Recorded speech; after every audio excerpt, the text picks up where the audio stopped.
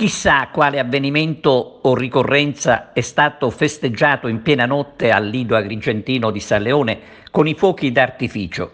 Erano quasi le 2 della notte scorsa quando San Leone è stata svegliata da un lungo sparo di fuochi d'artificio che dovrebbero essere soggetti a regolamento e forse lo sono. I botti erano stati autorizzati?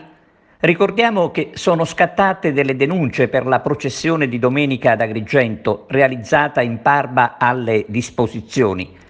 Ma tornando all'episodio della notte scorsa, diciamo che a subire dei forti traumi, come al solito, sono stati gli animali, a cominciare dai cani che andrebbero meglio tutelati. Il comune di Agrigento potrebbe a questo punto emettere una ordinanza per vietare i botti, così come è stato fatto in tante città d'Italia, proprio per evitare disturbo e soprattutto danno proprio agli animali. Ci sarà una risposta seria al problema anche da parte delle forze dell'ordine?